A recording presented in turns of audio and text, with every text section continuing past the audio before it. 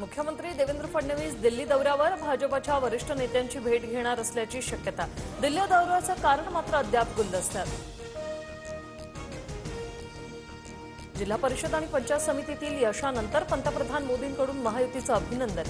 पुन्हा एकदा महाराष्ट्राने भाजप महायुतीला पाठिंबा दिला। मोदींनी मराठीत ट्विट करत मानले महाराष्ट्राच्या जनतेचे आभार। जिल्हा परिषदेवर भाजपचा डंका, 12 पैकी 7 झडपीत भाजपचं वर्चस्व।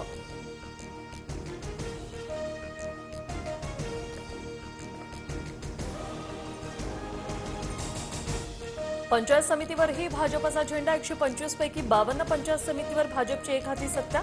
तर शिंदेंची शिवसेना 26, राष्ट्रवादी 25, पवारांची राष्ट्रवादी 8, काँग्रेस 8 तर ठाकरेंच्या शिवसेनेला सर्वात कमी 5 जागा। सर्व जिल्हा परिषदांमध्ये महायुतीची सत्ता, राज्यातील 7 झडपीत भाजप नंबर 1 चा पक्ष। विजयानंतर फडणवीसांची पहिली प्रतिक्रिया, तर सकाळच्या प्रवक्त्यांकडून मवियाची मतं कमी करण्याचं काम, फडणवीसांची राऊतांवर टीका। शरद पवारांवर पुण्यातील रुबी हॉल रुग्णालयात उपचार, छातीत कफ झाल्याने 5 दिवस अँटीबायोटिक्स दिल्या जाणार। सध्या पवारांची प्रकृती स्थिर, सुनेत्रा पवारांसह पार्थ आणि जय पवारांकडून विचारपूस। सुनेत्रा पवार उद्या उपमुख्यमंत्री पदाचा पदभार स्वीकारणार। अजितदादांप्रमाणे सुनेत्रा पवारही प्रत्येक मंगळवारी देवगिरी निवासाने बैठक घेण्याची शक्यता। तर 12 आणि 13 तारखेला दिल्लीत मोदी शहांच्या भेटीला।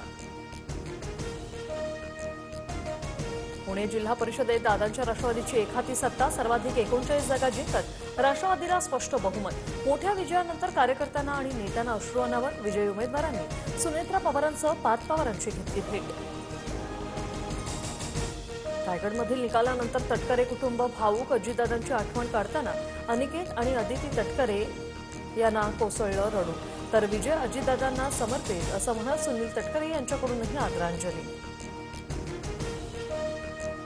झडपी निवडणुकीत दिग्गजांच्या वारसांनी मारली बाजी, पुणे, सोलापूर, रायगड आणि रत्नागिरी जिल्ह्यामध्ये प्रस्थापित राजकीय नेत्यांच्या कुटुंबियांना घवघवीत यश।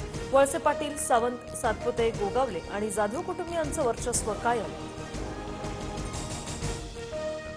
हवेत चालणाऱ्या लोकांना परत एकदा घरी बसवलं, जनतेनं सर्व डाव ओळखून योग्य निर्णय घेतला। मुलगा विकास गोगावलेच्या विजयानंतर भरत गोगावले यांचा विरोधकांवर निशाणा। उमेश पाटलांच्या पराभवानंतर अनगरमध्ये भाजपकडून जल्लोष, राजन पाटलांनी दंड थोपटले, तर निवडणुकीत मोठ्या प्रमाणात पैशांचा वापर झाला, उमेश पाटलांचा आरोप। लातूर जिल्हा परिषदेत भाजप आणि राष्ट्रवादीची सत्ता, अमित देशमुखांच्या नेतृत्वाखाली 23 जागा मिळवत काँग्रेस नंबर 1 चा पक्ष। दादांच्या राष्ट्रवादीची 12 जागांवर दमदार कामगिरी, तर ठाकरे बंधूंनीही प्रत्येकी 1 जागा मिळवत खातं उघडलं।